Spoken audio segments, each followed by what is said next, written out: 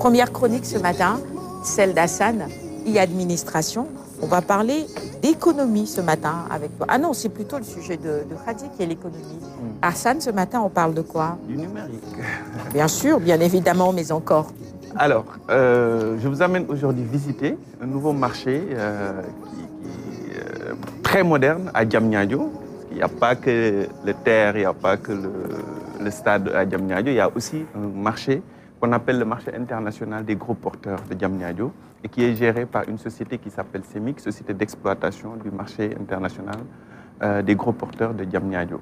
Alors c'est un marché ultra moderne et naturellement, quand c'est moderne, c'est digital.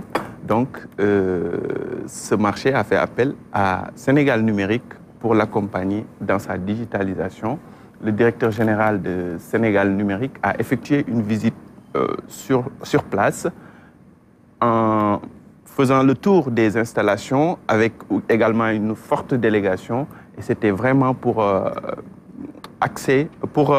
déterminer les axes de collaboration entre ces deux structures.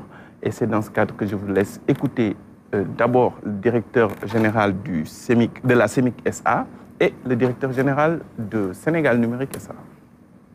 C'est un marché extrêmement important. Aujourd'hui, la vision dépasse de loin vraiment les attentes placées en nous, quoi.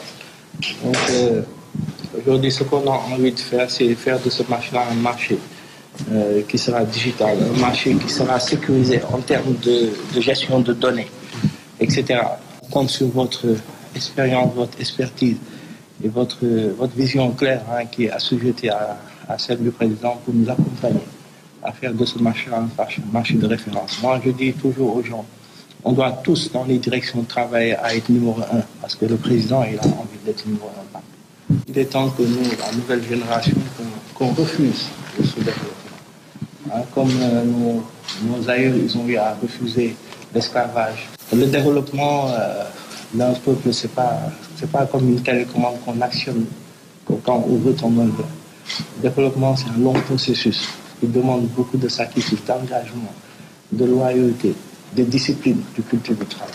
Ce contrat devra mentionner l'ensemble des services que nous pourrons gérer pour vous. Voilà, ça va du système d'information de manière générale de votre, du marché, mais également la connectivité de votre infrastructure, la connectivité pour vos utilisateurs avec le Wi-Fi partout sur le site. Voilà, et puis la maintenance de cette infrastructure télécom qui va être déployée. Donc c'est des choses vraiment que Sénégal Numérique est aujourd'hui capable d'assurer. Et vraiment, nous comptons sur votre confiance pour nous confier donc, cette activité que nous gérerons et que vous pourrez évaluer systématiquement donc, sur tous les services que nous allons vous apporter. En tout cas, à ce niveau, nous sommes prêts d'ores et déjà à entamer le travail et à vraiment permettre à ce que ce marché-là puisse démarrer très rapidement et qu'on puisse également assurer la visibilité digitale des services qui seront délivrés ici. Parce que comme vous l'avez suggéré, donc en tout cas votre vision est claire à ce niveau-là. Vous voulez faire de ce marché une infrastructure digitale accessible, l'information accessible un peu partout. Donc clairement, c'est des outils que nous pouvons vous mettre en place assez rapidement. C'est des choses que nous avons l'habitude de faire et vraiment nous restons à votre disposition. Allez, retour en plateau justement après cet extrait. Hassane, ce qu'on retient justement, c'est que cette société d'exploitation de marché international permet justement à ce marché moderne, ce marché des gros porteurs d'être vraiment un espace moderne, une infrastructure de dernière génération. Donc l'infrastructure existe. Maintenant, la grande question, c'est comment faire en sorte que ce soit davantage fréquenté et utilisé. Parce que là, on a l'impression que ça a du mal à prendre. Les gens n'ont peut-être pas vraiment compris l'intérêt de la chose. Oui, c'est là que la digitalisation a tout son sens, parce que ça permet en tout cas de rendre beaucoup plus efficiente le fonctionnement du marché avec le Wi-Fi sur place et également une gestion digital de toutes les opérations et toutes les activités avec les gros porteurs qui ne seront plus désormais obligés de venir jusqu'à Dakar pour créer encore davantage d'embouteillages. Donc tout cela, c'est vraiment un chantier très vaste sur lequel les deux structures sont en train de travailler de manière très sérieuse. Et je pense que ça va aller très vite parce que il y a une alchimie entre les deux structures en termes de ce qu'il y a à faire en matière de digitalisation. Oui, les gros porteurs, ce n'est pas seulement les embouteillages, c'est aussi des questions de sécurité aussi à Lyon. Bien sûr, je pense que l'un des objectifs, en tout cas l'une des missions assignées à ce marché est de décongestionner un peu Dakar, c'est-à-dire en accueillant directement donc, les gros porteurs, bien sûr chargés de ravitailler la capitale, qui vont s'arrêter à Diamniadio au niveau de ce marché-là. Maintenant, les détaillants vont venir sur place, se ravitailler aussi et ramener sur Dakar donc leurs marchandises. C'est ça. Je pense que c'est bien réfléchi maintenant, il faut s'en donner les moyens aussi pour que ce projet-là puisse aussi avoir du sens, parce que ça ne sert à rien de construire une telle infrastructure et qu'elle ne puisse pas tourner à plein régime. Parce que c'est ça aussi le constat que l'on fait quand on va sur zone. Je pense qu'il faudrait peut-être des mesures draconiennes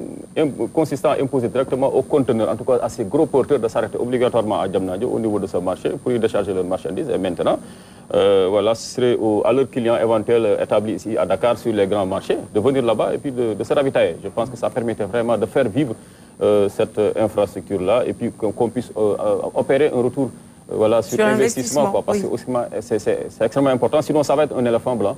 Ça va être un éléphant blanc, alors qu'en vérité, de par la position de Diamniadio, là où se situe le marché, je pense que si ce projet-là est bien mené à bon port, ça permettrait vraiment de décongestionner Dakar et que notre capitale puisse avoir une bonne bouffée d'oxygène. Parce que ça aussi c'est important, parce qu'avec tous les gros porteurs qu'il y a sur Dakar à longueur de journée, c'est vraiment infernal.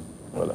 Et parfois à des heures de pointe, c'est assez compliqué en ce qui concerne la circulation. Et quand on voit les images, on voit justement que c'est une infrastructure véritablement très belle qui a été réalisée dans des bonnes conditions, à d'excellentes conditions pour pouvoir accueillir ces camions comme il se doit. Qu'est-ce que vous pensez, vous, docteur Niang, de tout cela? Oui, je pense que ça va tout dans le sens de redynamiser notre économie. Et comme l'a dit Aline Badara, je pense que c'est une belle optique quand même qu'il faudra essayer de gérer. Également, surtout que les consommateurs comprennent l'idée. Comme il y a cette vision quand même du gouvernement à ce moment, de désengorger un peu Dakar et de mettre Diamniadio une nouvelle centrale quand même extrêmement vivante qui va apporter un tout petit peu l'économie, mais une partie.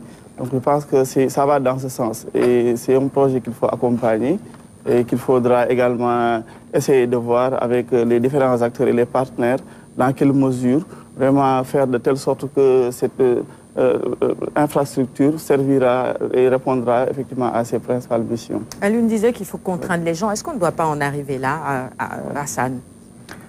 Alors, je pense qu'il le faudra à un moment donné, mais je pense que si on met tout le dispositif nécessaire pour attirer les gens, on n'aura pas besoin de les contraindre. Le dispositif est déjà là. Voilà, mais ça doit s'accompagner comme on est en train de le faire avec le numérique, l'accessibilité aussi en termes de route et tout. Et donc, je pense que ce sera une bonne chose, en tout cas pour Dakar, parce que Diamniadio, comme tout le monde le sait, est à la porte de Dakar. Absolument. Et donc, ça permettra en tout cas de désengorger la capitale. Un manque de communication autour de l'intérêt de la chose, non? Oui, pour le moment, je pense qu'ils n'ont pas encore investi sur la communication, parce que l'infrastructure est prête, mais il y a quelques réglages donc, à faire, et peut-être aussi quelques réformes et des textes réglementaires pour accompagner donc, le bon démarrage de ce marché-là. Mais après cela, je pense que le fonctionnement ne va pas tarder. Tu veux placer un commentaire? Oui, à mon avis, c'est un beau projet. Parce qu'au-delà du désengorgement, il y a également ce qu'on appelle la visibilité. Parce que si, par exemple, ils parviennent à faire donc, la digitalisation, donc, on saura les entrées, les sorties donc, des transporteurs et tout cela. Donc je pense qu'il faut aller vers ça, il faut aller vers la digitalisation. Effectivement, et en plus, l'avantage de ce marché, c'est que c'est à équidistance entre le port de Dakar et le port de Naï. Non, c'est un projet bien réfléchi, mûrement réfléchi. Voilà, et on n'est pas non plus loin du port sec de... Diane. Ouais. Donc voilà, je veux dire, c'est mûrement réfléchi. Le choix n'est pas fortuit. Maintenant, le grand défi reste la fréquentation maintenant. Comment faire en sorte que cette infrastructure prenne tout son sens et puisse jouer pleinement son rôle. Et l'ADIE, enfin, oh là là, Sénégal numérique est justement là. Sénégal numérique est justement là pour accompagner. On va suivre ça parce que ça, je pense que ça nous intéresse tous aussi de savoir comment est-ce que ce partenariat pourra changer les choses.